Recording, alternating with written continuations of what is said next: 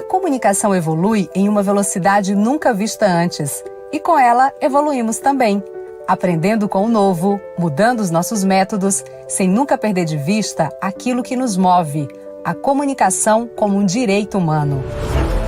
Nós somos o Instituto Ubíqua. Ser ubíqua é comunicar em tudo, em todos os lugares, o tempo todo. É utilizar a conexão digital para promover a conexão humana. É preocupar-se o tempo todo em compartilhar soluções. É tempo de mudança. A comunicação mudou, o mundo está mudando e você também mudou. Vamos fortalecer os nossos laços, reforçar nossa relação e não vamos mais nos separar.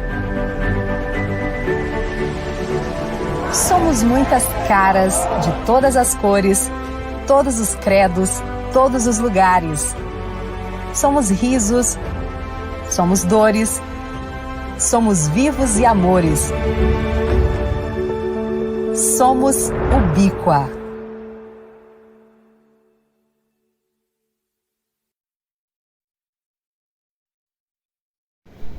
Olá, sou Hildebrando Pires, aqui do nosso programa Tempo de Cuidar. Muito obrigado pela sua companhia toda quarta-feira conosco aqui na TV Nestante.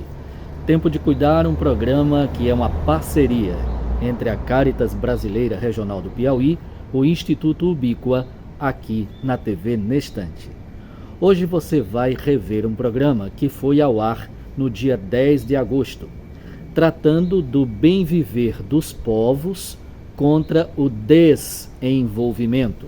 E ali a gente conversou com Lucas Vieira, advogado do coletivo Antônia Flor, Marcela Vieira, assessora da Cáritas Brasileira para a Economia Solidária, e a Camila Cecilina, ou a Ceci, também advogada do coletivo Antônia Flor.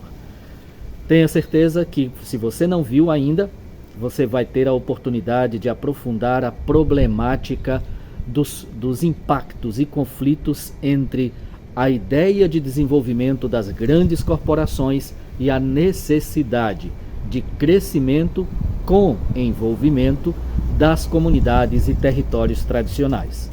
Um bom programa para você e até a próxima quarta.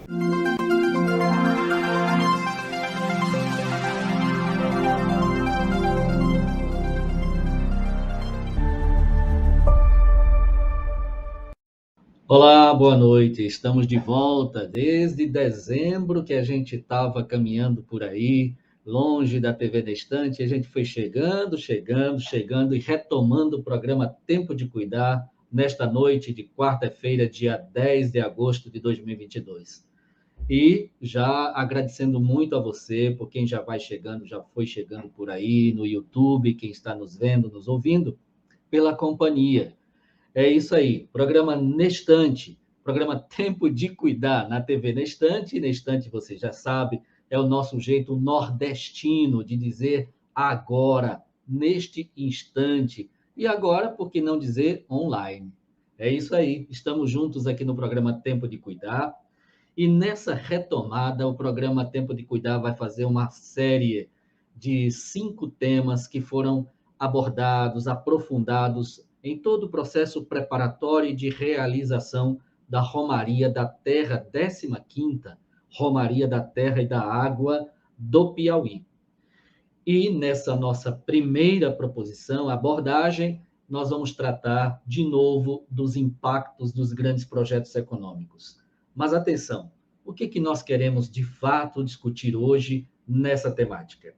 O programa Tempo de Cuidar tem uma parceria do Instituto Ubíqua, TV Nestante, com a Cáritas Brasileira Regional do Piauí. E a Cáritas totalmente envolvida nesse processo da 15ª Romaria da Terra e da Água e da 6ª Semana Social Brasileira. Por que essa abordagem, o bem viver dos povos contra o desenvolvimento? Qual seria ou qual é a expectativa de crescimento que os territórios tradicionais, as populações tradicionais têm? As comunidades quilombolas, as comunidades indígenas, as comunidades ribeirinhas, comunidades tradicionais da agricultura familiar, que expectativa de crescimento esses territórios têm?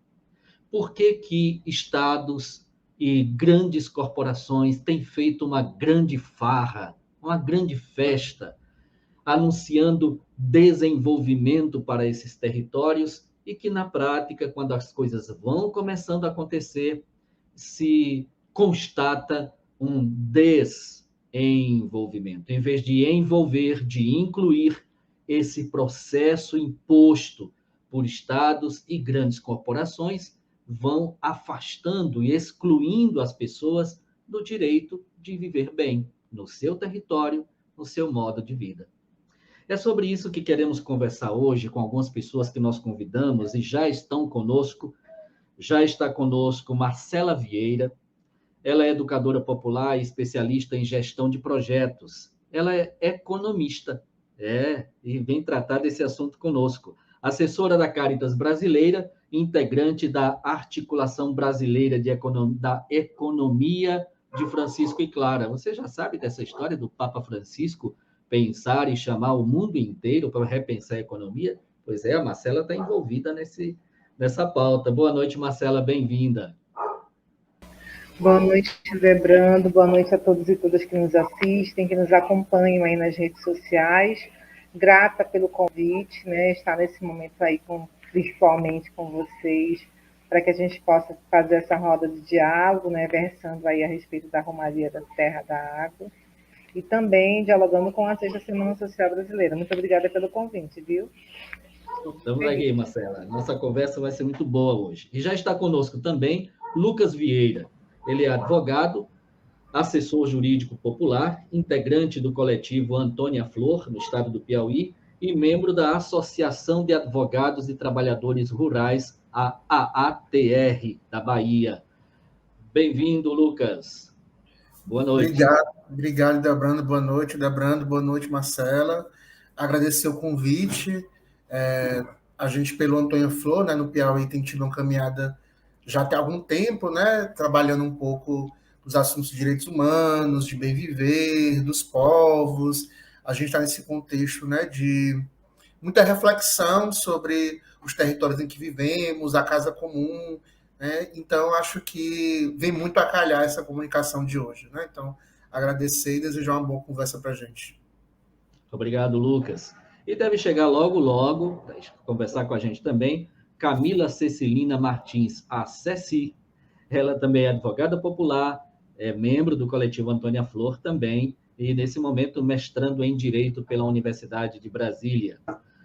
Muito bem, olha, Lucas e Marcela, a gente, nessa retomada, a gente não vai perder esse momento muito gostoso e envolvente de ouvir nossos convidados e a apresentação deles por eles mesmos. É um momentozinho assim que a gente gosta de dizer prazer em conhecê-la e prazer em conhecê-lo. Então, Marcela, muito à vontade, fale um pouco de sua trajetória, de sua caminhada e seu envolvimento com essas pautas que a gente vai conversar hoje. Obrigada, Debrando. Então, eu sou Marcela Vieira, né? Sou manauara, amazônida. Iniciei nesse processo, né, da caminhada em prol militante da economia popular solidária, educadora popular. Iniciei meu trabalho a partir de uma imersão com catadoras e catadores de materiais recicláveis nos lixões do meu estado, do Amazonas, né? Nós temos 61 municípios, 59 lixões operando, e na maioria desses lixões são as mulheres que protagonizam essas coletas, né? Para sustento das famílias. Daí, a partir desse processo, eu começo a minha militância junto a esse movimento de, né, catadoras e catadores de materiais recicláveis, com recorte de gênero, em prol da construção de uma outra economia, né? A economia popular solidária. A partir daí, eu venho dessa caminhada junto ao movimento de catadores e conheço a Caritas. E justamente no momento em que a campanha da Fraternidade em 2010 iria trabalhar a dimensão da fraternidade e economia, né? Eu sou economista por profissão, especialista em gestão de projetos, e eu tive que reaprender o que era a economia para microeconomia, a partir da necessidade do povo, da subsistência. Então, meio que desconstruir o que eu aprendi nos 5 anos de universidade para reaprender um outro caminho a partir da escuta do povo e da vivência, né? E aí eu começo, então, né, nesse quadro de agente Caritas na Arquidiocese de Manaus, militando na economia popular solidária, né? E aí a gente vem nessa trajetória de conferência, né, de participação em conselho, né, todo esse movimento em prol deste caminho de contraposição a esse sistema, né, sistema capitalista. E a partir de então, junto aos catadores, eu faço essa caminhada e em 2018, né, eu me desafiei a um edital na Caritas Brasileira, né, juntamente por uma indicação, acho que você chegou a conhecer o companheiro Ademar Bertucci, eu sou uma cria do Ademar Bertucci, né? Lembramos. Literalmente, tanto que a minha carta de referência para a Caritas Brasileira, quem assinou foi Ademar Bertucci. E eu comecei na gestão de um projeto, chama-se Rede de Cooperação Solidária, e por ironia do destino, nós tivemos algumas alterações que você sabe que a Caritas sofreu, e eu estou agora como referência da orientação estratégica da economia popular solidária para a Caritas Brasileira. Estou também, né, dentro desse processo, né, a gente vai avançando, como disse o Papa Francisco, para as águas mais profundas, e nessa missionalidade, né, nessa pastoralidade também, a gente assume, né, acreditando na construção desse projeto de sociedade que Jesus desafia. Aí integro o Fórum Brasileiro de Economia Solidária, enquanto Caritas Brasileira. Estamos na articulação da economia de Francisco Clara, então atuo bastante nessa vertente de discutir, dialogar um outro sistema econômico, né, considerando esse sistema capitalista falido, né, degradador, exploratório, que se fortalece nesse sistema neoliberal que a gente está vivenciando, fascista. Então, muito obrigado. Nesse processo, estamos aqui para construir e tecer essa rede, viu? Vamos juntos. Muito obrigado, Marcela. É uma caminhada, viu? Chegou aqui a Camila Cecilina Martins. Camila, eu vou te chamar aqui de Ceci, para simplificar para quem está assim, nos vendo. Nós estamos aqui nos conhecendo, Ceci. Daqui a pouco te chamo, tá certo? Então, Lucas, e aí, meu amigo, como tem sido sua caminhada? E aí, Debrando? São muitas coisas, né? Assim, agora eu acho, dentro da minha caminhada, assim, que para dialogar um pouco com o espaço, dizer assim que hoje eu sou advogado, né? E aí amanhã é dia 11, 11 do 8, dia do advogado, né? E é importante lembrar disso, inclusive porque a gente está pela crítica da advocacia, né? Sou de Teresina, sou piauiense, nascido e criado em Teresina, me formei na Universidade Estadual do Piauí. E foi na Universidade Estadual do Piauí, eu não tinha trajetória com movimentos sociais, com movimentos populares, né? Foi dentro da universidade, a partir de um grupo de extensão chamado Corpo de Assessoria Jurídica Estudantil, Coragem, que a gente fundou na época, ali em 2007, então já temos aí 15 anos dessa criação. Eu comecei a me aproximar de movimentos sociais, comunidades tradicionais, movimento quilombola no Piauí, que foi onde eu fiz realmente a minha escola de direito, digamos assim, né? Então, tudo que eu sei sobre direito, sobre direitos humanos, não foi na universidade que eu aprendi, mas sim junto ao povo, né? Às vezes parece clichê falar isso, mas realmente isso tem sido uma centralidade em minha vida, né? E depois, com algumas referências nos movimentos sociais de Teresina, né? Com as pastorais, com os movimentos sociais, MST, MPA, Movimento Quilombola, com algumas pessoas de referência, e aí eu queria destacar aqui duas delas, né, dentre tantas, né, sem querer fazer injustiça com ninguém, mas uma delas que nos deixou recentemente, né, que é a professora Maria Sueli Rodrigues de Souza, né, que tive a honra de conhecer em vida, né, até me emociona aqui falando dela, mas que não foi minha professora, né, eu era da Universidade Estadual, mas que formou uma geração inteira, formou, provocou, no sentido de discutir os direitos humanos, né, e pensar um direito que possa, que a discussão do direito possa conviver com o bem viver dos povos, né? E nesse sentido eu fiz meu mestrado em Sociologia e Direito, discutindo desenvolvimento no Piauí, faço uma proposta de discussão sobre terras públicas e desenvolvimento no estado do Piauí, no doutorado, na PUC-Rio. Sou advogado popular, né, há mais de 10 anos, né, numa caminhada aí com Piauí, mas também no Pará, em Minas, e também na Bahia, né? Então, assim, é um pouco misturado aí vários estados, mas entendendo que essas discussões elas só podem acontecer se forem de forma conjunta, né? E a gente precisa beber das diversas experiências, das diversas trajetórias, né? Bom ter aqui essa multiplicidade, né? Não conhecia Marcelo, um prazer, né? Até o sobrenome a gente está partilhando aí, um em Manaus e outro em Teresina, mas é um pouco disso, assim, uma trajetória que é muito compartilhada. Eu falei Sueli, acabei esquecendo de dizer a segunda referência, que é a professora Lucineide Barros, da UESP, professora de educação, embora, entre aspas, seja de educação, mas nos sempre estimulou muito a discutir uma luta por outra forma de viver, uma luta por outra forma de existir, né? Então, a minha trajetória é muito compartilhada nesses movimentos, nesses grupos, né? Então, eu sou só mais um, né? Só mais uma pontinha aí de um elo muito grande, né? Inclusive da Caritas, né? Do CPT, enfim. Espero aí ter me entendido, né? Bem, Lucas, muito obrigado, muito obrigado. Sem dúvida nenhuma, essa pauta marca muito a contribuição da professora Sueli Rodrigues, especialmente quando afirma que o Estado precisa respeitar o direito dos povos a escolher o seu modo de ser feliz. Não tenho dúvida que na nossa conversa isso vai ficar ainda mais evidente. Camila Cecilina, Ceci, boa noite, bem-vinda. Ceci, nós estamos convidando a você para falar um pouquinho da sua trajetória. Quem é Ceci e por onde tem passado?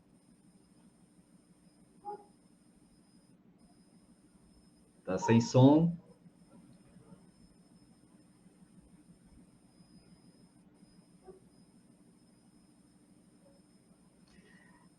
Tá, o Josimar vai ajudar você aí, viu, Ceci?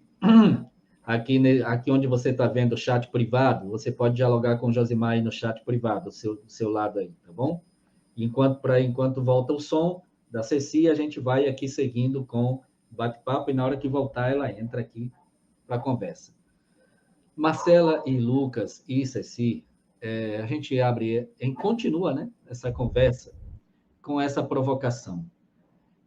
Em que situações, e aí a gente está cansado de discutir com as populações, os territórios, como é que essas populações se sentem quando chega, tanto quando aparece a notícia, como quando se instala o grande projeto econômico. E no Piauí, Marcela, você deve falar também da sua realidade na Amazônia. No Piauí, o estado está picotado com projetos de mineração, grandes parques eólicos, grandes parques de energia solar. Já foi tentado extrair gás de xisto no Rio Parnaíba, que divide Piauí e Maranhão, e por aí. Em todo o estado existe especulação, existe prospecção e existe já processos avançados. Mas, Lucas e Marcela, vamos começar aqui com o Lucas. Quais são as situações que a gente percebe, evidentemente, que em vez de crescer, promover, incluir... Ok, Cici, voltou o seu som. Voltou? Já a gente volta contigo, viu? Perfeito. Já.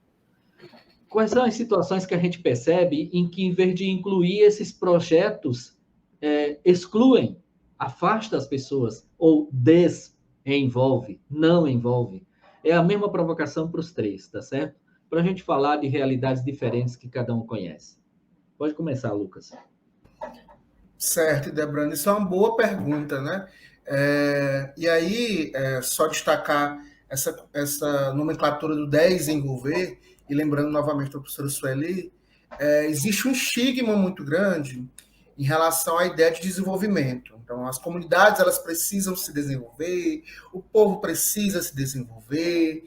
Então, cria-se uma ideia, como se criasse uma ideia de doença e, ao mesmo tempo, criasse uma ideia de remédio, né? Então, você cria a ideia de doença entendendo que todas as pessoas, né? Que todas as pessoas não, algumas pessoas, e aí nós estamos falando da população negra, da população tradicional, população ribeirinha, agricultores familiares, agricultores tradicionais, né? Num perfil, inclusive, racial, étnico, são pessoas que não seriam humanas, né? São pessoas que não teriam capacidade, que precisariam se desenvolver.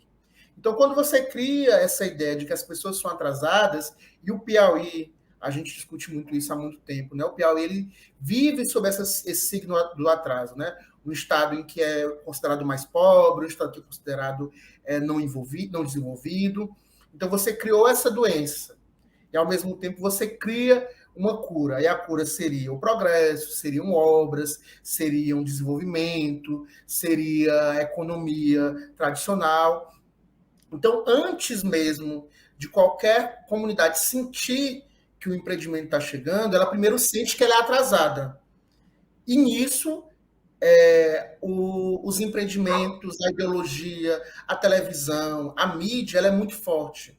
Então, as comunidades elas já perdem no processo ao serem incorporadas diariamente a partir desses instrumentos ideológicos, desses instrumentos de comunicação, desses instrumentos de educação, ao imaginarem que nós somos, que as pessoas são não desenvolvidas. Né? Quem é piauiense lembra muito da discussão que se teve nos anos 90, começo dos anos 2000, onde o Piauí não aparecia no mapa de um livro escolar, de um livro didático escolar. Então, até a própria ideia de que o Piauí está ou não está no mapa é uma dessas ideias que trazem para a gente. Então, as comunidades elas vão sentir, ainda que não percebam e que não nomeiem isso.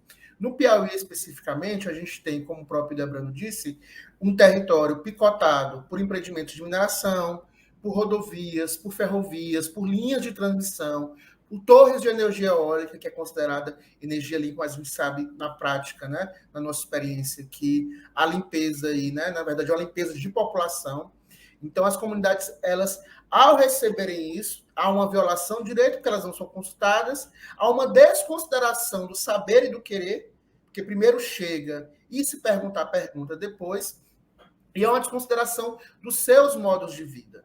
Uma coisa que eu coloquei na minha dissertação de mestrado, para finalizar um pouco, passar a palavra, foi que, embora, por exemplo, a gente não tenha na Constituição brasileira ou num código de leis que o desenvolvimento é uma categoria jurídica, existe uma série de decisões judiciais no Piauí que, ao garantir uma decisão para uma desapropriação ou uma reintegração de posse, coloca: não podemos ser contra o desenvolvimento.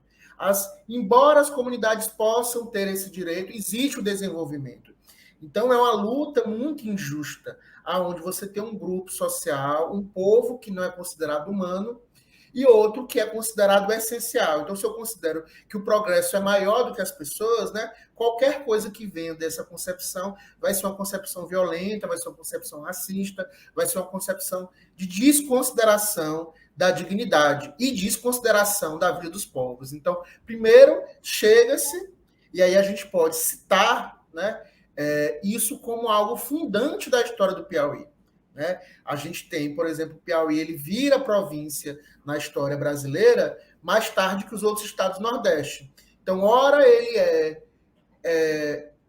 como é que se diz, administrado pelo Grão-Pará e Maranhão, ora ele é administrado pelo Maranhão, ora está junto com o Ceará, ora vem decisões de Recife, né? Isso na época do Brasil Colônia. Então, o Piauí, estrategicamente, para os desenvolvedores, né, que em outra época tinha o nome de colonizadores, não à toa, ele sempre foi um lugar de passagem. Então, para quem é um não lugar, para quem é um não humano, a briga já começa você perdendo um pouco. Né?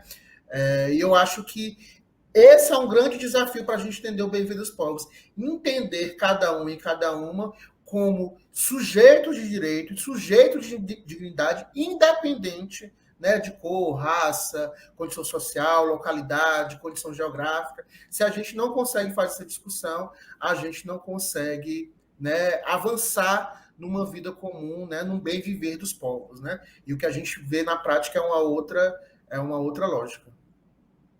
Ok, Lucas. Bem pontuada essa questão da gente não esquecer que esse processo todo vem da experiência de colonização, não é? Agora, Marcela, aqui no Piauí, as comunidades remanescentes de povos indígenas estão começando a se identificar como tal, sabe? Tem mais comunidades quilombolas, autodefinidas, e as comunidades indígenas estão começando também. Agora, você está numa região onde efetivamente os povos indígenas são impactados. Como é que se apresenta essa realidade de exclusão nos processos de desenvolvimento? Então, Everando, dialogando com o que o Lucas traz também, né? Nós também temos esse formato aqui para a região norte, né? De colonização, né? De negação dos nossos saberes, e também dessa dimensão da resistência pela permanência, né? E tem um outro detalhe também que vem junto desse processo de desconstrução dos saberes, né? De negação da existência histórica, porque o nosso país não foi descoberto, não. Já tinha gente morando aqui quando ele foi descoberto, né? E os nossos ancestrais aí, digo a partir da minha linhagem familiar, né? Que já estávamos aqui ocupando essa terra. Então, não tem sido fácil, né? A gente tem aí uma articulação forte, que é a PIB, né? Trabalhando em prol, né, da questão de todos os embates, principalmente na dimensão da mineração, do avanço do desmatamento.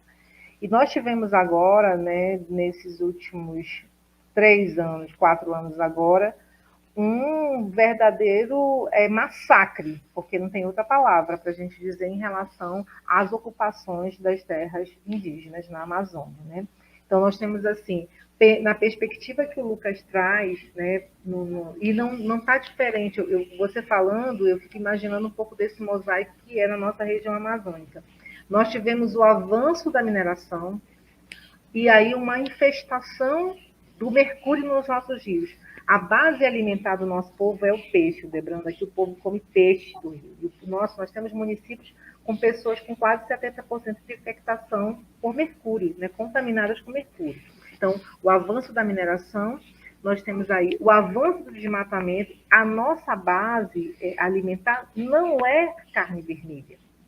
Então, a pecuária está vindo por quê? Porque não tem mais no centro-oeste, no sudeste, terra para devastar, estão vindo para cá agora. Então, vem com esse pseudo, como disse o Lucas, esse marketing, né, totalmente capitalista degradador, de que com o desenvolvimento, geração de riqueza para a nossa região, será através da monocultura da soja, que está chegando aqui, que a gente não come soja, já começa por aí, na questão da pecuária, e também, né, infelizmente, vocês veem aí, a gente costuma dizer para a nossa região, e aí eu quero dialogar com a Camila e com o Lucas em relação a uma experiência que a gente tem vivenciado na dimensão dos povos quilombolas no Pará. Lucas, eu acho que você deve ter acompanhado, que é a questão dos protocolos de consulta, né? Eu acho que a Convenção 69, ela traz um marco, né? Eu acho que a gente dialogando um pouco nesse sentido de escutar o povo. E aí, na educação popular, a gente atende. Nós temos que saber fazer boas perguntas, Paulo Freire já dizia, porque o povo tem as boas respostas. Ele sabe o que precisa ser feito. O problema é que a gente chega, e aí é uma crítica que eu faço à academia, inclusive, a gente chega achando que o povo não sabe. Né? Então, eu, assim como o Lucas, fiz um caminho muito de... Quando eu li o livro, Lucas e o Debrando, O Bem Viver, do Alberto Acosta, e o Alberto Acosta faz uma crítica ao modelo de desenvolvimento. E ele diz, não é desenvolvimento. Aí eu fiquei perguntando, se não é desenvolvimento, é o que mesmo? Né? E eu, só dialogando com isso, fui fazer uma experiência num município do Maranhão chamado Vargem Grande, em que um leão da Suzano Celulose, aquela grande potência de fabricação de papel, ia cortar a terra quilombola todinha no meio, o leão ia passar. E eles se organizaram de tal modo que eles fizeram um enfrentamento, aí eu digo, uma comunidade organizada, politizada, resiste. E eles conseguiram, num embate com a gestão pública, com tudo isso que o Lucas trouxe. Porque, vocês estão empobrecidos, quando o leão passar, vai vir a energia, vocês vão ter água gelada, vocês vão poder... aquele, como diz para o lado de cá, o canto do boto, viu? Para enganar a pessoa. E eles não cederam. Ou seja, quando você vai hoje, né, eu tive essa oportunidade de visitar, estive lá em 2019, no Quilombo Piqui da Rampa, o leão circula toda a terra, mas não cortou a terra.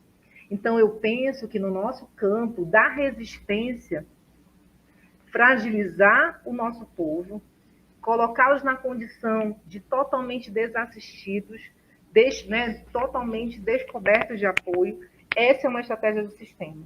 Então, por isso que o nosso papel, Debrando, nós dos movimentos sociais, nós da Caritas Brasileira, temos um papel importante, junto com as pastorais sociais, né, de dialogar num processo de formação de consciência, de politização do nosso povo, e dizer, nós podemos dizer não, sim.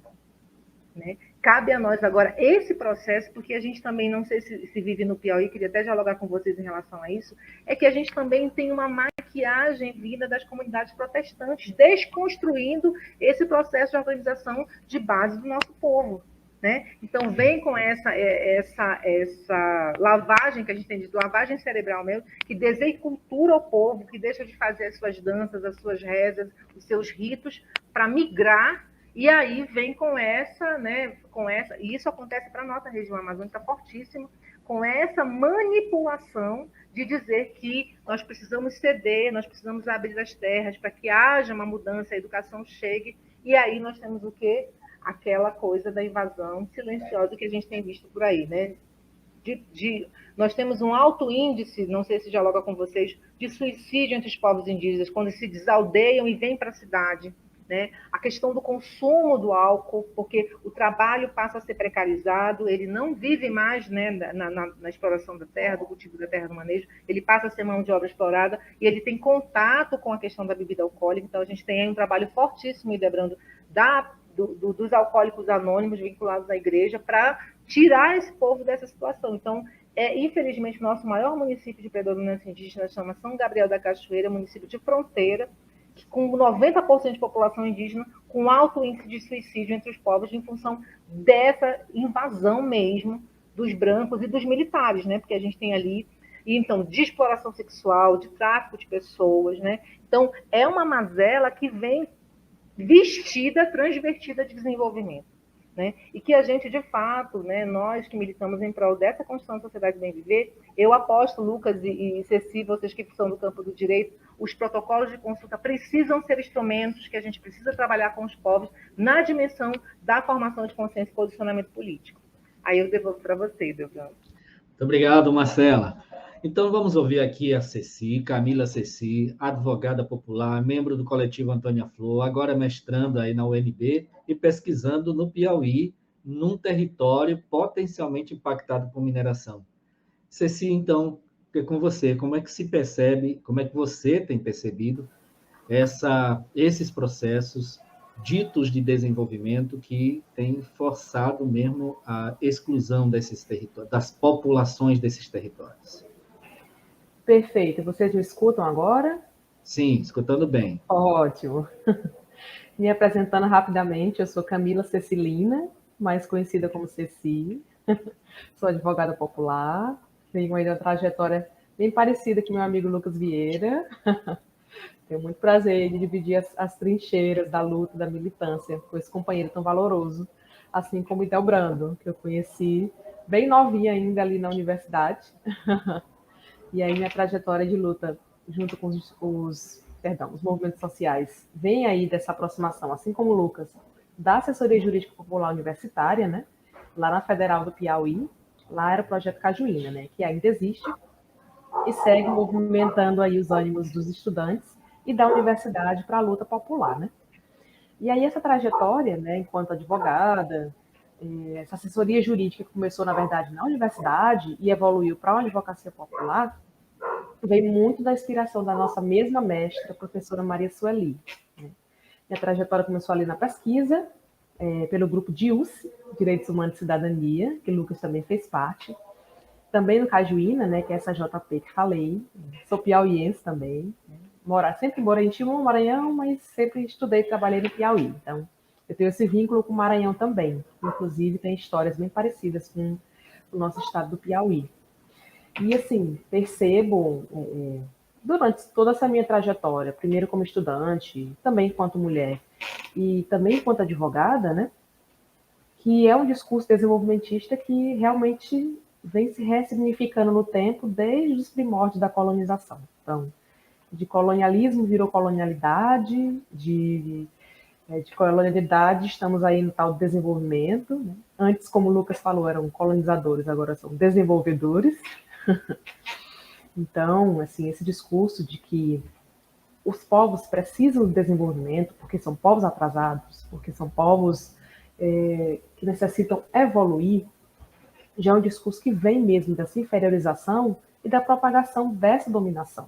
É uma dominação epistemológica, uma dominação dos corpos, a dominação da ciência, a dominação até das crenças populares, da metafísica, em todos os âmbitos da vida, né? Essa colonialidade, esse desenvolvimentismo procura, não é suprir, procura mesmo dominar, né? Dirigir. Então, a ideia é dirigir o próprio desenvolvimento da sociedade, dirigir e dizer o que é desenvolvimento, o que é bom para a sociedade, principalmente para os povos que eles consideram povos inferiores. São os povos comunidades tradicionais, são as comunidades rurais, são os povos negros. E aí entra também a questão da territorialidade, de onde as pessoas estão localizadas, se é mais ao norte do país, se é ao sul do país, sabe? Então, assim, cor da pele, gênero, e estar plantado num território e se dizer tradicional, se dizer sujeito coletivo, irrita muito, e no decorrer de todos esses séculos isso tem sido combatido. Antes pelo colonialismo, agora pelo próprio desenvolvimentismo, porque essa necessidade do controle persiste, se ressignifica no tempo, né? De como é muito interessante o que o Lucas fala sobre a categoria cada vez mais jurídica, né, que o desenvolvimento tem tomado. Não é apenas um modo de vida, não é apenas um norte econômico, é também uma categoria jurídica que é defendida em sobreposição a quaisquer outros direitos, principalmente a direitos de povos e comunidades tradicionais. Então, o desenvolvimento sempre vem na frente, né? E veja lá, é o desenvolvimento hegemônico, porque as formas de desenvolvimento das comunidades ou são desconsideradas, ou são invisibilizadas, né? Ou são mesmo criminalizadas, né? Que é mais grave ainda. E aí vem essa escalada da violência, né? Que se perpetua no tempo, de como isso tenta fragilizar as comunidades, de como isso traz situações de violência absurda, principalmente alavancadas no atual governo que a gente está. A gente sabe qual é a ideologia desse governo, qual é a posição desse governo. E mesmo governos que a gente considera mais progressistas, há de se ter cuidado, porque o discurso desenvolvimentista está sempre lá.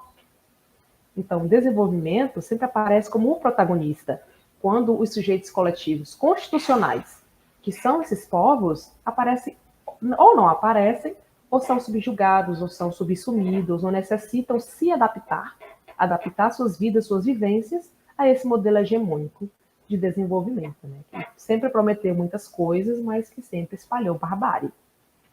No Piauí, no Brasil, na América Latina. Para abrir, eu diria isso. Para tantos de nós que já vimos falando há um tempo sobre ditaduras na cultura, nas culturas, essa fala de Ceci nos ajuda a entender muito melhor, muito mais isso, né? Olha só, pessoal, tem uma coisa que vocês colocaram agora e faz parte da nossa próxima provocação, e tem sido diálogos difíceis, inclusive dentro de espaços de pastorais sociais, às vezes, e de alguns espaços de movimentos também. Mas, sobretudo, em espaços religiosos. Essa fala de que os protestantes têm, que a Marcela trouxe, de que tem complicado a resistência dos povos, tem tentado atrapalhar a resistência dos povos, lamentavelmente, Marcela, a gente encontra isso nos espaços católicos também, alguns espaços. E a gente tem insistido muito no sentido de dizer todas as luzes vermelhas acesas para esse tipo de fala. A gente tem que proteger a comunidade, mas não pode impedir o progresso. Essas falas se repetem, e elas contribuem de fato, e eu uso uma palavra assim ultimamente que não porque é o que diz o que eu quero dizer. Essas falas contribuem para a matança das pessoas, as matanças dessas populações, não é? E eu acho que temos que colocar nesses termos, senão algumas pessoas não se tocam mesmo da contribuição que estão dando para essas matanças, né? A gente volta já para o outro passo, a outra provocação dessa nossa conversa, mas quero dizer aqui para quem está nos acompanhando que o programa Tempo de Cuidar está sendo retomado hoje no ano de 2022, e nós temos uma série com 5 temas que foram provocados e aprofundados na 15ª Romaria da Terra e da Água. Temos também uma partilha maravilhosa que estamos construindo com uma rede de comunicadores e comunicadoras da Cáritas Brasileira Regional do Piauí, e uma dessas pessoas está aqui agora para dar o seu recado nesse momento festivo. Festivo para nós, é festivo, de retomada do tempo de cuidar. Está aqui Arlete Sepúlveda, vamos chamar Arlete. Arlete vai estar com você, que está nos acompanhando, na próxima quarta-feira aqui. Boa noite, Arlete, bem-vinda. Microfone fechado.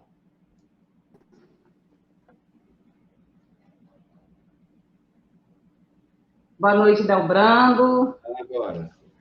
Boa noite, internautas desse lindo programa, né? Tempo de Cuidar. Olha que nome maravilhoso, né? E aí também eu quero chegar, né? Estou chegando para integrar esse time de comunicadores, já dando as boas-vindas aí para os nossos convidados de hoje, né? A doutora Camila Martins, doutor Lucas Vieira e a educadora Marcela Vieira, né? Então, muito bem-vindos. O programa está, daquele jeito, do jeito que a gente gosta, com vontade, assim, de provocar os inconformados, né? Porque o que seria desse Brasil se fôssemos conformados? E aí, pessoal, eu estou aqui só para deixar um recado, né? Quero dizer que estamos de volta, contamos com a audiência de vocês, e próxima quarta-feira, às 19 horas, aí eu vou estar aí no comando desse bate-papo, né? A gente vai falar sobre territórios pesqueiros, né? Tem tudo a ver aqui com a nossa região, tem tudo a ver com o tema que foi debate agora na última Romaria da Terra que tivemos, e conto com a audiência de vocês, tá bom? Então, chegando aqui com muita vontade de fazer comunicação deste programa. Eu amo o nome desse programa, gente, Tempo de Cuidar. Maravilhoso, né? Então, desejando aqui uma excelente retomada ao programa e um excelente programa de hoje, Delbrando. Valeu, Arlete. A missão do programa é reunir cuidadoras e cuidadores, né? É isso aí. Muito obrigado a você, Arlete, pela disponibilidade e contribuição aqui nessa nossa grande empreitada no Tempo de Cuidar. Valeu, viu? Grande abraço. Obrigado. Vou continuar aqui assistindo e próxima quarta eu conto com vocês, tá bem? Na hora. Até mais. Valeu. Olha só, nós temos um comentário aqui para Marcela, da Rosane Gomes. Josimar, tem como colocar aqui. Ela está dizendo, Marcela, aqui no Pará, além da soja e da pecuária, a monocultura do dendê tem dominado longas extensões de terras devastadas pelo desmatamento. Aí o comentário de Rosane, muito obrigado. E tem mais aqui um comentário de Maria Madalena Nunes. Boa noite, Arlete e demais. Grande abraço, camaradas. Excelente debate, excelente programa. Parabéns à TV na Estante e o programa Tempo de Cuidar. Muito obrigado, Madalena. Muito obrigado, Rosane. Então, há pouco tempo a Marcela falou de uma provocação freiriana. Se faça boas perguntas ao povo, que o povo tem boas respostas. Gente, como é que a gente pode trazer aqui e dar visibilidade a essas grandes respostas? Mas eu vou pedir que vocês falem de que grandes respostas vocês estão vendo nesses territórios por onde atuam e nessas articulações todas que nós temos, não é? De movimentos sociais aqui no Piauí, na Amazônia, em qualquer lugar. O Lucas tem rodado metade ou mais do Nordeste, com tanta experiência aí, não é?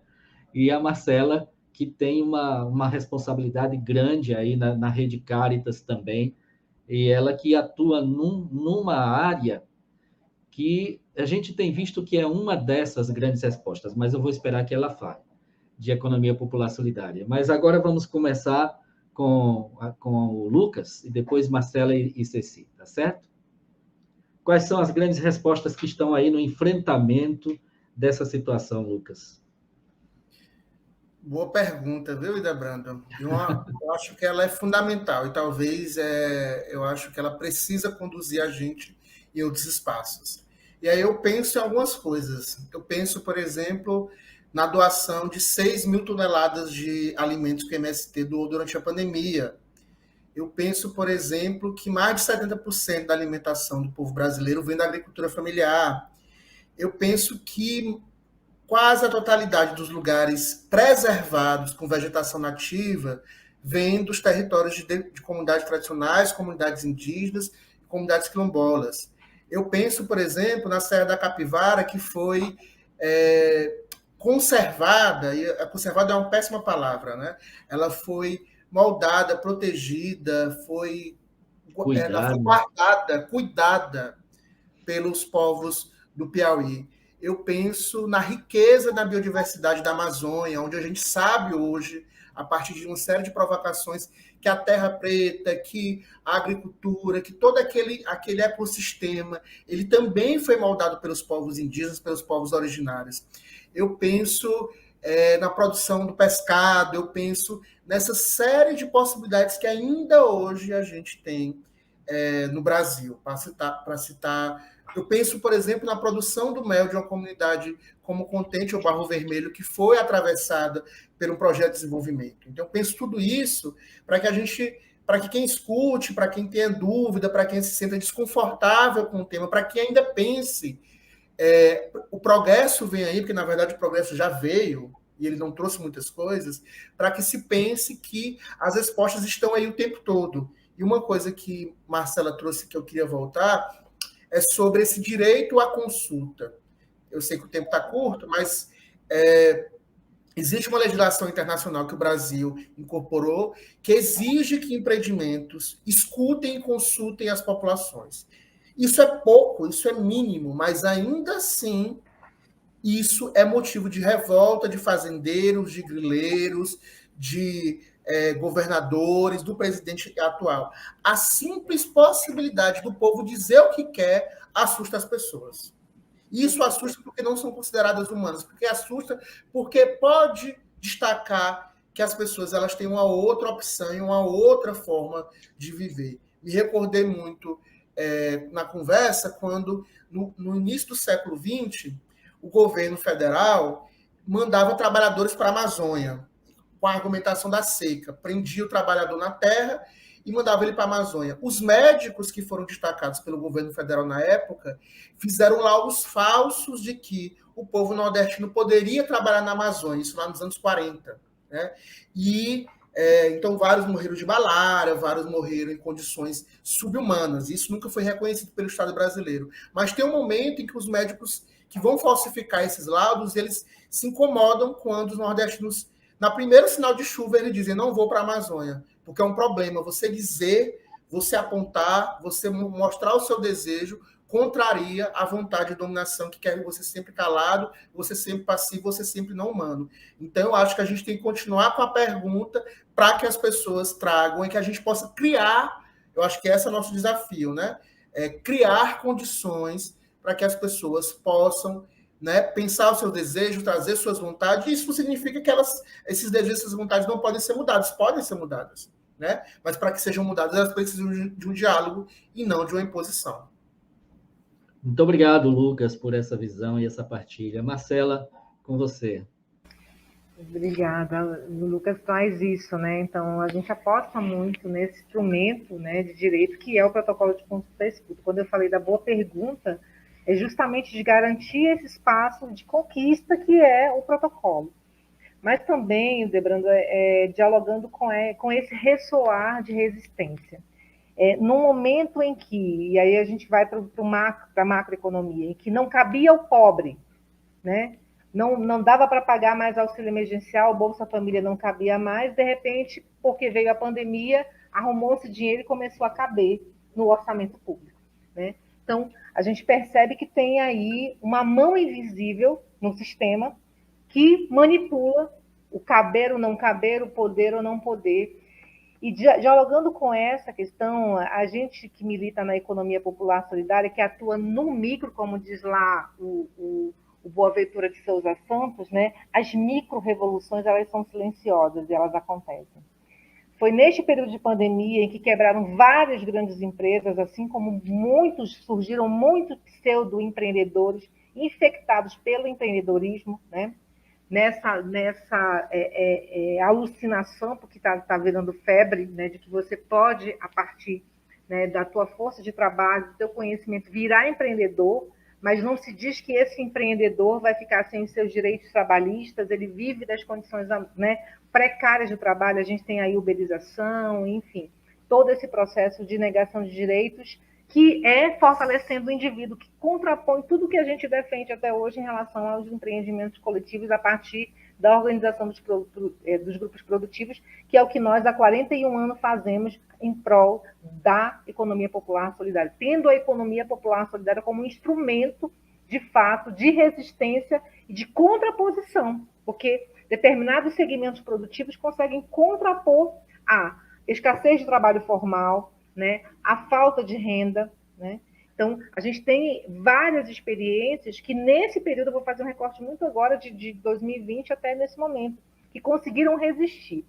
E, dialogando, muito hoje, aí, numa conversa com um amigo, a gente falava justamente disso, né? Aonde estão, a gente percebe as luzes de resistência, está justamente na área rural. Né? Por isso que o grande capital, o movimento de migração, de tirar o povo da terra, por quê? Porque para o grande capital, o agronegócio, o agro é pop, é o agro que dá dinheiro. Né? Então, essa experiência que o Lucas traz, né, do arroz do MST, das produções orgânicas, que responderam no momento que a macro, que o grande capital, que esse potencial econômico que nós produzimos e a gente não consome porque é tudo exportado, né? Tudo é vendido para o mercado exterior.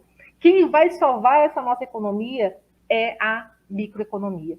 São os agricultores e agricultoras que conseguiram manter, porque o circuito de comercialização ficou pequeno. Eu tenho certeza que a Camila, que você, o Debrando, que eu, que o Lucas, a gente consumiu do agricultor que mora perto da nossa casa, porque a gente não podia deslocar para a grande feira, para o grande hipermercado. Né? Então, foi ali na horta comunitária e nós temos uma experiência lindíssima aí em Floriano das hortas comunitárias. Né? É uma experiência concreta de resistência, né? Num protagonismo das mulheres. Eu sou assim, muito encantada com as fotos e vídeos que eu vejo. Então, essa organização de base é a microeconomia, é o local, é ali que essa mudança que já acontece, mas que está invisibilizada porque o Diese não consegue contar, o IPEA não consegue mensurar, né? Que é feita essa microeconomia local, é protagonizada por mulheres, entendeu? Que se mantiveram, inclusive, dando luz a um crescimento do feminicídio que trouxe a pandemia. Foram essas redes de apoio da cesta básica, que vai lá com uma notinha, olha, se você estiver sofrendo violência, faz um contato com a gente aqui, a gente dá um jeito de acionar. Então, se manteve em prol do alimento também uma rede de apoio às mulheres em relação à violência doméstica, contrapondo, né, esse crescimento do feminicídio que a gente trouxe em relação à pandemia. Então, as boas perguntas, essas boas perguntas que nós, enquanto Caritas, vemos fazendo, a gente já tem respostas concretas, efetivas. Nós temos uma rede, só para ressaltar, essa dinâmica, inclusive a carta, né, da Romaria da Terra traz, nós precisamos nos conectar em rede. É a partir dessas nossas conexões, desses espaços aqui, que a gente partilha conhecimento, a gente afirma a nossa militância e semeia a esperança de resistência também, né? Nesse esperançar atuante. Então, eu penso e acredito, e sonho e desejo com isso, que a gente possa ter, né, essa transição de governo, a gente tenha essa retirada desse governo fascista que está aí, nos negando oportunidades, em que a gente consiga construir, de fato, uma economia solidária, popular, que fortaleça o rural, mas também possa dar luz e oportunidade ao urbano, porque a gente tem muita coisa feita, né? E, Debrando, a gente vive isso a partir do Projeto Popular para o Brasil, essa experiência maravilhosa do MST. Mas eu me preocupo, Lucas e Camila, com o urbano. A gente não está dialogando com a experiência do urbano, né? Então, a gente tem o crescimento aí do desemprego, a gente não tem investimento na geração de trabalhos de outras indústrias, né? Vejam, vou falar a experiência da Amazônia. Se tirar a Zona Franca de Manaus, que é esse que o governo quer tirar, enfraquecer a Zona Franca de Manaus, eles vão degradar a Amazônia. O Amazonas, né, com a nossa grande riqueza de floresta e fauna, a gente corre risco de ser saqueado mais ainda. Por isso que nós resistimos em manter a Zona Franca de Manaus, tendo em vista que a gente não tem uma base econômica de pecuária, né, de primeiro setor. Então, eu acredito, e é nisso que eu milito, né, no fortalecimento dos empreendimentos, das cadeias produtivas, das redes de cooperação solidária, em prol de uma contraposição a esse modelo desenvolvimentista que degrada, que exprola, que violenta, né? E aí a gente tem que lutar para quê? Para ter marco regulatório, para ter orçamento, e a gente não tem que se iludir. A gente vai ter um governo que virá, mas é um governo que a gente vai ter que fazer luta para dentro também. É isso. Marcela, na sua fala, preciso registrar uma coisa muito boa que tem nessa experiência dos grupos da Rede Fecundação em Floriano. A Rede Fecundação surge do projeto Fecundação, e o nome Fecundação na rede, a rede faz todo jus ao nome Fecundação. Uma articulação, um envolvimento de grupos urbanos com grupos rurais nessa mesma rede de economia solidária, com experiência produtiva das hortas e quintais produtivos, não é especificamente apenas hortas, e com protagonismo de mulheres, que vai crescendo ali no município de Floriano e já sonhando em ampliar para outros municípios do Piauí. E uma experiência ainda também valiosíssima acontece ali no território Serra da Capivara com a APASP, com grupos de agricultoras e agricultores reunidos que já conquistaram, já tem a cooperativa, que é a APASP, a associação, aliás, conquistaram selo orgânico do algodão agroecológico, plantado em consórcio. Outros produtos do consórcio vai para o PENAI, vai para o PAA, vai para o mercado, e esse grupo num crescendo de protagonismo feminino nos espaços de gestão e de decisão daquela rede, que é a APASP ali também, e com muito envolvimento da Caritas, mas também de outras organizações, e a gente precisa dizer aqui de que essas boas respostas, ou essas grandes respostas, elas vêm do desejo do povo dos territórios, dos agricultores e agricultoras, desses grupos urbanos de periferia, que estão se organizando para dizer assim, olha, a gente quer ser feliz, mas é assim, não é do jeito que vocês estão dizendo, não. Então, por aí vai. E a gente fica muito feliz ao perceber isso. Mas sua fala, Ceci, nessa perspectiva aí das grandes respostas. Pedindo de cara licença para falar das experiências e de todos os pensamentos e praxis que assim, as comunidades tradicionais rurais tradicionais têm tentado e têm exercido, principalmente nesses anos de mais exploração, de mais retirada de direitos, de pandemia, sabe? Nos caminhos onde eu andei, lá por Minas Gerais, com as comunidades apanhadoras de flores sempre vivas, aqui pelo Piauí, né, em São Raimundo Nonato, no território Serra da Capivara, com o Quilombo Lagoas, com a comunidade Pé do Morro, com outras comunidades, assim, eu reitero muita fala das companheiras quando colocam sobre essa produção agroecológica, sobre a economia solidária popular, sobre como isso, de fato, é um projeto em disputa e o potencial absurdo que esse projeto tem de alimentos sem veneno, de realmente garantir uma soberania alimentar, uma segurança alimentar a nível de sociedade, né? E a gente sabe que só não é mais amplo porque o modelo de desenvolvimento quer vender mesmo o agronegócio, quer vender a soja para fora, para voltar com todo o lucro e embolsar, em bolsos de políticos, em bolsos dos grandes empresários, no bolso da burguesia, né?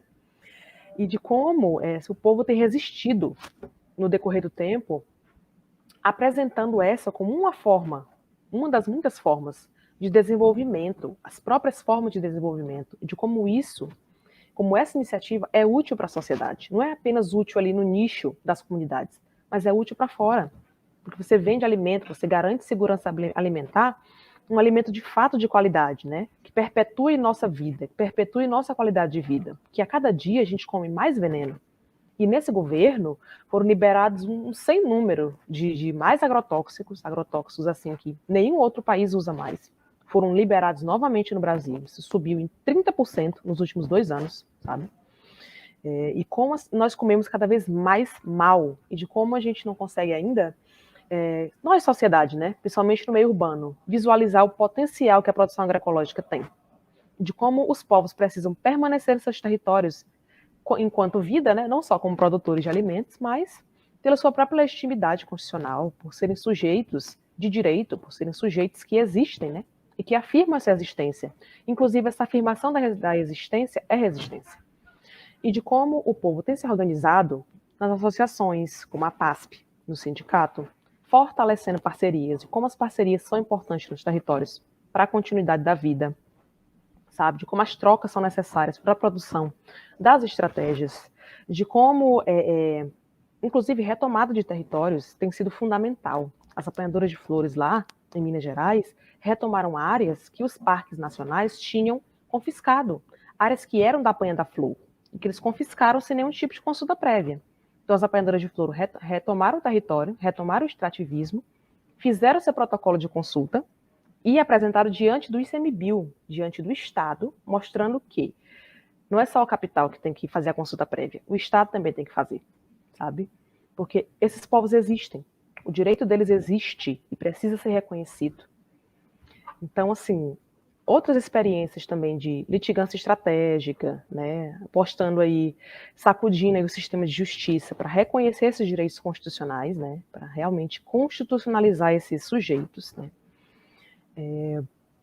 reconhecendo que na Constituição e em outras legislações esses povos existem e que isso precisa ser praticado, que eles não podem ser subordinados sempre ao modelo hegemônico de desenvolvimento. É preciso, no mínimo, escutá-los e, principalmente, garantir seu direito de veto, escutar e praticar, escutar e efetivar. Né? Não é apenas impor, dizer que assim será o desenvolvimento nessa e naquela região, sem, de fato, traçar planos de manejo, traçar planos de desenvolvimento, planos de execução com as próprias comunidades.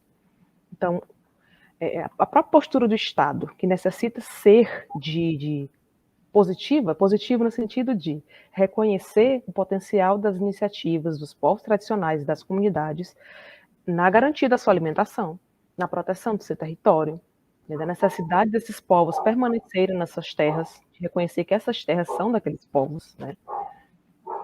Assim, e eu diria também que os povos têm buscado cada dia mais visibilidade, seja se organizando em redes nacionais, como a Rede Nacional dos Povos Tradicionais, que é até bem recente, assim, formalmente, mas eles se formalizaram agora, seja buscando apoio internacional também aí, essa apanhadora de flores, por exemplo, conseguiram um selo internacional reconhecendo-as como patrimônio imaterial da região, do Cerrado de Minas Gerais, lá da FAO, né? FAO-ONU. Então, assim, elas produzem alimento orgânico, elas são extrativistas, elas produzem e vendem também, elas fazem artesanato com as flores, aqui na própria PASP, como o Delbrando já bem falou. Estão no PNAE, estão no PAA. Então, assim, são iniciativas de organização que têm um potencial gigante, que precisa ser reconhecido e ser fomentado, inclusive pelo próprio Estado, né? E respeitado, principalmente diante da chegada cada vez mais e mais de empreendimentos, né? Como se os empreendimentos fossem a única saída para o tal desenvolvimento, fossem a única saída para a continuidade da vida, né? De como as comunidades têm procurado cada vez mais ocupar espaços de poder, sabe? Reivindicar diante do judiciário, diante da política, fazendo parte da política, né? Eu diria que elas nos ensinam a esperançar, sabe? Elas nos ensinam a prosseguir.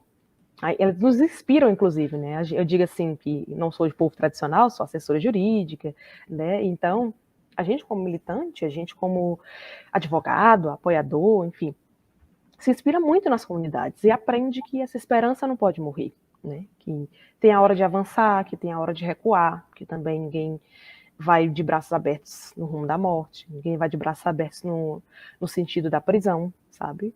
Mas que é preciso manter a esperança, né? Que é preciso cada vez mais se aquilombar, preciso cada vez mais se organizar coletivamente para resistir a esses tempos difíceis, né? Para seguir existindo, só resistindo. Que bom. É tão bom quando a gente escreve aqui umas coisas, aí as provocações vão saindo nas falas de vocês mesmo. A Marcela já trouxe um, agora a Ceci trouxe a última. Mas olha só, gente, eu queria lembrar aqui algumas coisas para você que está nos acompanhando. A Marcela, Ceci, Lucas, que estão aqui, são companheiras e o companheiro que estão numa luta imensa, como muitos de nós estamos, para apoiar esses territórios, para contribuir com esses territórios e para contribuir com a construção de saídas e respostas que essas populações têm. O que se faz, o que as organizações, entidades, redes podem fazer é dar suporte a essas respostas que as próprias populações têm consciência do que querem. E nessa dimensão tem tanta coisa acontecendo. A Romaria da Terra e da Água, de que nós tratamos aqui, tem uma carta que já está disponibilizada nas redes sociais da Igreja Católica, mas também já de movimentos sociais aqui no Piauí e se espalhando aí pelo Nordeste e tal. Está acontecendo ao mesmo tempo o processo da Sexta Semana Social Brasileira, discutindo terra, teto e trabalho como direito, mas como garantias de vida, muito pela provocação do Papa Francisco no seu discurso aos movimentos sociais de que essas garantias não faltem a ninguém. Nós estamos num momento difícil, mas exigente para nós. Hoje, o Brasil inteiro tomou conhecimento de uma carta que já vinha sendo divulgada, uma carta em defesa do Estado Democrático de Direito, com muito mais de 700 mil assinaturas e hoje lida por artistas do país inteiro. E uma coisa que achei muito interessante no vídeo da leitura da carta é como está muito bem mesclado as gerações de artistas. Artistas de uma grande experiência e artistas muito jovens, unidos na defesa dessa carta pelo Estado Democrático de Direito. Porque a última provocação que quero trazer, amanhã o país inteiro vai se reunir, eu digo país inteiro é porque eu estou acreditando que a coisa chegou agora nesse ponto. O país inteiro vai se reunir na rua para defender o Estado Democrático de Direito, para defender eleições livres. Olha que ponto nós chegamos, precisar a multidão ir para a rua para dizer simplesmente não mexam nas eleições, deixa as eleições acontecerem tranquilamente. E amanhã vamos fazer isso.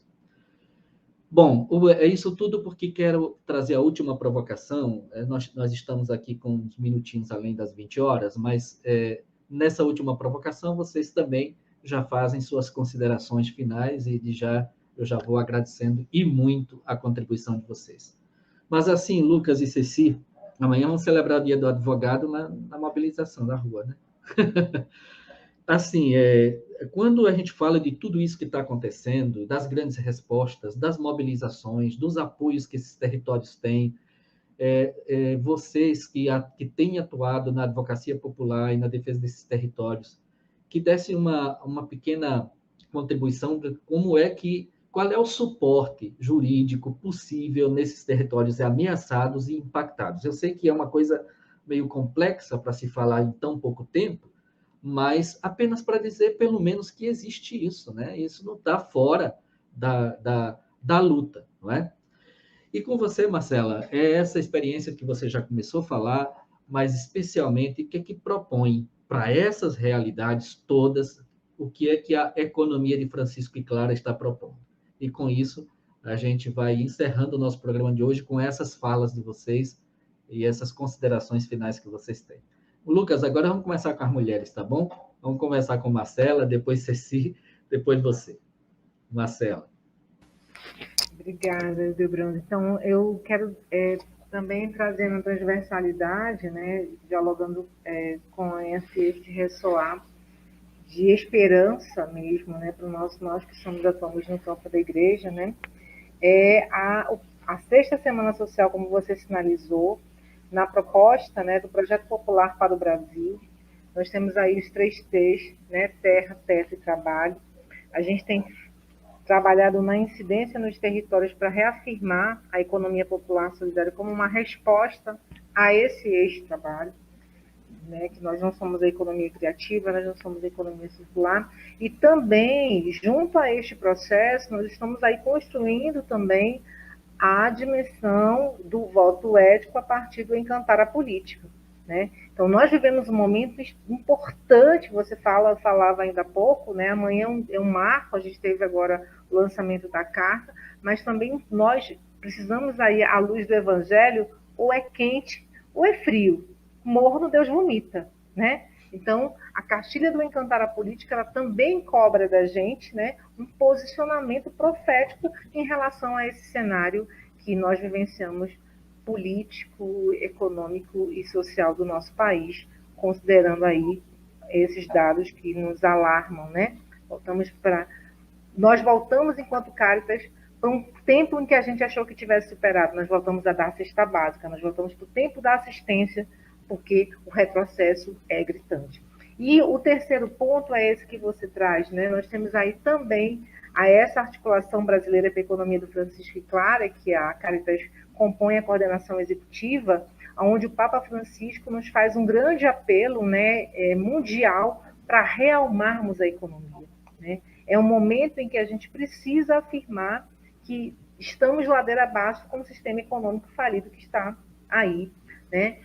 Fomentando ainda mais a degradação, a exploração dos recursos naturais, né? Toda essa política de morte, né? Onde a gente tem o crescimento do capital improdutivo, a gente tem todo esse desmonte aí da geração de pós-trabalho, a gente tem o enriquecimento, né, dos grandes bancos e o enfraquecimento da microeconomia. Então, é um cenário realmente desafiador, né? Dificílimo. Por isso que é importante todos os instrumentos, esses processos que a gente está construindo, e aí eu vou dialogando com o grito dos excluídos que nós teremos aí no próximo mês, em que a gente precisa afirmar que a democracia é realmente o nosso instrumento de luta, e, por fim, a gente refletir na Jornada Mundial dos Pobres, né? Por que a gente voltou a dar cesta básica? Por que a gente precisou voltar para esse momento da fome, né? Então, de um sistema que produz expulsão, de um sistema que gera mesmo, né, esse processo do enfraquecimento do Estado, né, da política pública, dos direitos, enfraquecimento dos direitos, e cria esses bolsões de pobreza e toda essa devastação que a gente tem vindo. Então, usando esses instrumentos que a gente tem enquanto igreja, né, aí dialogando com a carta mesmo da Romaria da Terra e das Águas e da Floresta, nós teremos aí sexta-feira também uma outra carta das Marchas das Margaridas, trazendo também o clamor das mulheres da floresta, das águas, para trazer também do campo da floresta e das águas, trazendo também esse grande apelo. Então, eu penso que é o que a gente ouviu muito falar em 2019, que ninguém solta a mão de ninguém. Então, usando esses espaços do Encantar a Política, dialogando com o Projeto Popular para o Brasil na 6ª Semana Social Brasileira, fortalecendo esses momentos de construção e de reflexão no grito dos excluídos e excluídas,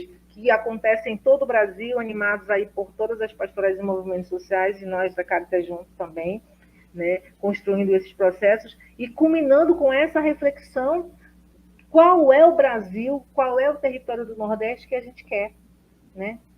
Qual é? Qual é o rumo? Que aí é a pergunta que a gente começou o nosso debate, né, fazendo essa construção, qual é? Né? Mas tem que vir da voz do povo, né? Não é a academia que vai dizer, não é a gestão pública que vai dizer, é o povo organizado que tem que dizer como que tem que ser, né? Então, cabe a nós, a cada um e a cada uma de nós, que somos aí militantes, né, construtores de espaços de diálogo, da gente fomentar essa ocupação. Nós precisamos dar voz, né, para o povo, para a base, né, como diz o professor Leonardo Boff, tem que voltar para a base. Nós não saímos da base, a gente continua nela, né? Nós estamos lá ombro a ombro, nas marchas, nas escutas, nas rodas de conversa, a gente não saiu de lá. A gente só precisa agora provocar o povo, como diz a pastora Romidenk. A gente tem que dar a cesta básica e dizer por que a gente está dando cesta básica, né? Por que essa cesta está chegando? Por que a necessidade de estar fomentando isso? Então, eu digo que é um momento muito sensível, muito delicado para nós, considerando que, como você falou, nós temos as nossas lutas internas, como tem o Papa Francisco também, para fazer esse movimento de dizer que ele não quer nenhuma família sem casa, nenhum camponês sem terra, nenhum trabalhador sem direito. Ele marca, né, cirurgicamente um posicionamento político, né, dialogando com esse projeto de sociedade que a gente acredita, que a gente anseia. Então, trazendo para isso que o nosso coração possa arder como os discípulos de Emaús, que a gente possa sentir nas nossas lutas lá no chão, nos grupos de mulheres, nos grupos de agricultores, das comunidades tradicionais, quando a gente ouvir, né? E dizer que estamos aqui e a gente vai resistir, isso faz o nosso coração arder. Então, eu quero, assim, agradecer, em nome da Caritas Brasileira e Delbrando, pelo convite, né? A gente se conheceu semana passada e você já me traz esse desafio. Gratidão por conhecer o Lucas e a Camila Ceci, da gente estar junto nesse processo. Fico muito feliz de termos advogadas e advogados populares que militam, né? Esses profissionais são tão difíceis entenderem da voz ao povo, então assim, eu quero descer a minha palavra de gratidão a vocês dois, de saber que vocês estão aí nessa militância, assim como é muito difícil a gente trazer economistas para discutir economia popular solidária, não deve ser fácil também trazer os advogados. Então, muito obrigada, a gente agradece e fica à disposição para outros bate-papos também, viu? Sigamos firmes na luta. Tudo bem, muito obrigado, Marcela. Ceci? Primeiramente, agradecer, gente, pelo espaço, pelo debate muito bom, né? Termina sendo um pouquinho de tempo para falar de coisas tão importantes, históricas e macro, porque estamos vivendo tempos mais difíceis, né? Então, as próprias soluções, né, os próprios caminhos se tornam mais tortuosos, às vezes mais longos, né, mais cansativos. Tem dias que a gente dá aquela baixa na esperança, né? A gente perde pessoas tão importantes, perde lutadores tão fortes, né? Então, assim, essa escalada de violência, né, de violações de direitos como um todo, de direitos humanos, eu acho que urge a gente, assim, eu digo a gente que é militante, fortalecer o trabalho de base, fortalecer a base, gente. Sem base não tem estratégia jurídica no mundo que salve, sabe? Até porque o próprio direito é fruto, né, dessa lógica do liberal, é fruto desse próprio colonialismo. Então, o direito tem vários limites, né? Quando a gente vai litigar, né, a gente sempre tem que litigar com muita estratégia e sempre ouvindo o povo, né? Porque até o que a gente leva para o judiciário tem que estar de acordo com aquilo que o povo precisa, que o povo quer, que o povo necessita com mais urgência, né? Então, inclusive a gente como advogado, a gente é mesmo porta-voz. Mas como advogado popular, a gente também é debatedor, a gente também é formador. E aí a formação é muito necessária, sempre constante, sempre necessária. Formação de base, formação em direitos humanos, né? Uma assessoria jurídica comprometida, de fato, com a luta, comprometida com a defesa da vida, com a defesa do bem viver das comunidades. E a gente, quanto advogado, está exercitando, tem que estar, advogado popular, e advogados como um todo, né? Tem que estar exercitando essa humildade, né? De que a gente precisa estar sempre avançando, sempre estudando, sempre formando, sempre de olho ali na questão da política, né? Porque esse mundo é político, porque a gente nunca litiga numa estratégia que não seja jurídico-política, porque o mundo é política, porque as comunidades em si fazem política. Então, quando a gente se organiza, por exemplo, para construir junto à comunidade um protocolo de consulta, e aí levar esse protocolo de consulta como instrumento de defesa territorial dentro de uma ação judicial, isso vem de toda uma construção jurídico-política, né, que tem que partir da escuta do povo, que tem que partir da escrita, inclusive a escrita nos protocolos de consulta e em outros instrumentos, para que elas reflitam, né, quem são essas pessoas, quem são essas famílias, o que elas querem, o que elas pretendem, que riqueza que elas trazem, por que essa riqueza precisa ser preservada, por que ela precisa continuar existindo. Então, visibilizar isso diante do judiciário é muito importante, porque o nosso poder judiciário é distanciado, de fato, do povo, né? No campo e na cidade, é distanciado do povo. Então, esse é um debate sempre delicado, sempre necessário, né? Que tem que estar bem escrito, que tem que garantir que o povo vai falar e o juiz vai escutar, sabe? Tem que garantir o direito de fala e mais fala para o povo do que para o advogado, que às vezes o juiz, o promotor, o procurador só quer escutar o advogado, quando quer escutar. Porque a gente só fala de direitos de minorias, a gente só fala de direitos que estão aí em construção ainda, né? O direito socioambiental, esse reconhecimento do constitucionalismo, dos povos, das minorias, isso tudo está muito em disputa ainda. Então, eu diria assim, trabalho de base, litigar quando for preciso, sabe? Às vezes a litigação resolve, às vezes resolve ocupar o trilho do trem. E aí separa o empreendimento e aí lá vai o debate, lá vai a briga. O que resolve às vezes também é você proteger uma liderança que está ameaçada, uma liderança ameaçada de morte ali. Você precisa, junto à comunidade, criar uma rede de proteção daquela pessoa. Às vezes chega a hora de você ter que esconder a pessoa. Às vezes chega a hora de você ter que deslocar a pessoa para outro lugar. Tudo isso tem que ser feito com muita sensibilidade. E aí entra a questão da visibilização nesse sentido de mostrar que essa luta é legítima, que essa luta é importante, né? De que é uma luta perigosa, porque está se enfrentando poderes fortes, está se enfrentando o capital, o Estado, a hegemonia, sabe? O discurso hegemônico. E a gente sabe que o próprio Estado tem seu braço armado. A gente sabe que o capital tem todas as suas armas de precarização, de como a própria economia solidária é um contra-ataque, né? É uma resposta, é uma nova forma de desenvolvimento. Então, eu digo novamente, produção agroecológica, proteção dos povos. Eu acho que, para finalizar, eu diria também que, mais uma vez, que é preciso manter-se organizando, né? As comunidades junto com as outras, reunindo mais parcerias, buscando mais formas de financiamento, sabe?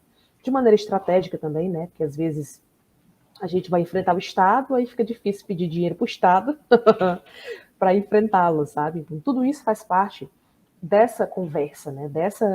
Desse pensamento crítico que rege as estratégias de resistência, sabe? Acho que manter a esperança, acho que manter a união, pode ser até uma fala clichê, né? Mas a cada dia a gente precisa estar mantendo essa união, gente, porque a porrada sempre é muito forte, né? É preciso pensar direitinho em quem que a gente vai votar. É preciso, se der, fazer campanha, mas rapaz, fazer campanha. Claro. No trabalho, na cidade, onde você puder. Mostrar, trazer um pouco da realidade, né? Da luta desses povos, que é muito grande, e que constantemente são silenciados, né? As violações que eles sofrem. Então é preciso ir mudando esse cenário político, sabe? Quero agradecer mais uma vez, gente. Nossos desafios são enormes, mas a nossa esperança e força, esperemos que seja cada vez maior. Gratidão, Ceci. Continuemos. Então, Lucas, com você, meu amigo. Para finalizar, eu queria voltar à provocação de Ildebrando sobre o que fundamenta, né, juridicamente esse debate que a gente vem fazendo aqui. Né? Esse debate que a gente trouxe aqui, mas que a gente vem fazendo nas nossas trajetórias políticas, profissionais. E aí eu queria lembrar novamente da Sueli, né, conhecida por muito como professora Sueli, quando ela coloca, né, que não tem complexidade nessa resposta, Debrando.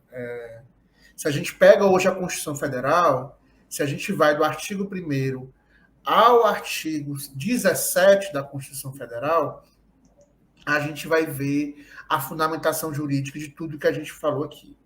A ideia de igualdade, a ideia de pertencimento, a ideia de redução de desigualdades, a ideia de combater a fome, de combater a precarização, proteção social, proteção dos trabalhadores, proteção das trabalhadoras, reconhecer a desigualdade de gênero, mas combatê-la, reconhecer o processo racializado do país, mas combatê-lo, repudiar o racismo. Então, tudo isso na Constituição Federal. E qual é a questão? Então a solução seria defender a Constituição. Sim, não. Porque a gente não vai garantir essa Constituição na prática com um país que a gente tem que não compreende todos esses processos de desigualdade, com um país que não quer compreender esses processos de desigualdade, com um país que quer exterminar os desiguais.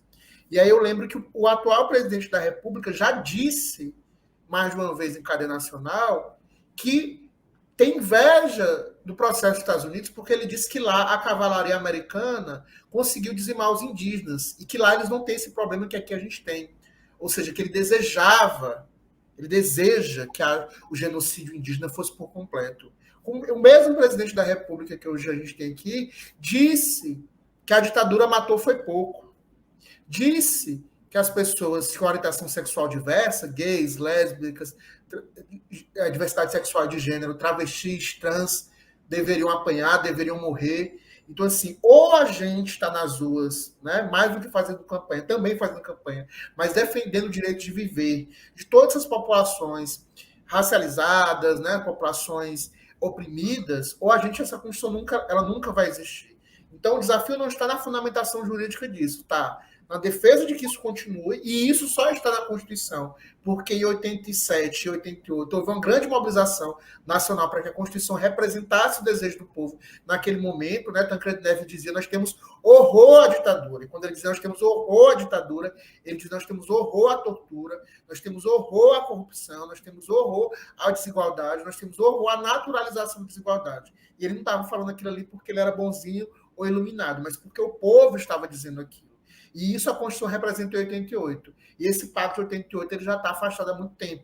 Né? Então a gente precisa resgatar não a Constituição em si, mas a base social que garantiu aquela Constituição. Porque é essa base social que vai continuar repudiando o racismo, que vai continuar repudiando a diferença, a desigualdade de classe, a proteção ao trabalhador. É essa base social que nos vai apontar o caminho. Então, fundamentação jurídica não falta. Fundamentação constitucional não falta. Falta a gente mudar esse país, né, pegar do avesso, e quem melhor vai ensinar a gente a isso, quem melhor vai direcionar a gente a isso, são os povos que resistem há muito tempo. Né? São os povos que estão aí resistindo há 500 anos, há 200 anos, há 300 anos, há 100 anos, há 20 anos, há 30 anos. Né? São os povos que fazem desse país, de fato, o que ele pode ser de bem viver para a gente. Né? E aí agradecer o debate, sempre bom estar com vocês. Estava lembrando, Debrando, que talvez a gente tenha se conhecido em 2009, 2010, na campanha em defesa dos povos, das terras e da água, ali com Jússi, com Sueli, que a gente possa continuar, né? Ceci, um prazer sempre, né? Minha amiga, Marcela, quase parente aí que eu não conhecia, mas um prazer, que a gente possa continuar aí nas trincheiras fazendo a defesa do bem viver dos povos, porque o bem viver social só pode existir se houver bem viver desses povos. Maravilha, maravilha. Bom, o programa Tempo de Cuidar quer ser este serviço, e que esses nossos diálogos e debates contribuam para você que está nos acompanhando aí pelo YouTube, você que participou aqui no chat, muito obrigado, Henrique Veloso, Rosane Gomes, Madalena Nunes, Salvador Viana, grande abraço aí no território Lagoas, Roseli está aqui do lado, escrevendo aqui no chat, coisa boa. E Marli Veloso, muito obrigado pelo carinho, minha cara, muito obrigado mesmo. Marli está dizendo aqui que o atual momento é mais do que nunca tempo de cuidar. Parabéns pela equipe aqui do Tempo de Cuidar. Obrigadão, Marli. Madalena, a Rosiane está dizendo ali, lindo programa, parabéns. Muito obrigado, Rosiane. Ela está concordando com o Lucas ali em algumas, na fala dele. E a Madalena Nunes diz mais lá no final, nossa Constituição está virando uma coxa de retalho novamente. Por isso, precisamos nos organizar cada vez mais fora Bolsonaro. Está ali, Madalena, fora. Então, nós agradecemos a você. Nós estaremos de volta na próxima quarta-feira com a Arlete, que vai estar aqui discutindo a outra pauta que foi aprofundada lá, é a questão dos territórios pesqueiros. Marcela, muito obrigado. Lucas, muito obrigado. Ceci disse, coitada, que emendou direto no expediente. A cara dela e o ambiente está de quem emendou direto mesmo, né? Muito obrigado a vocês pela disponibilidade e, sobretudo, pela contribuição que vocês trouxeram a essa pauta, a esse programa. Nos encontraremos na caminhada, na luta e mais vezes aqui no Tempo de Cuidar, tá certo? Obrigadão e até a próxima. Tchau.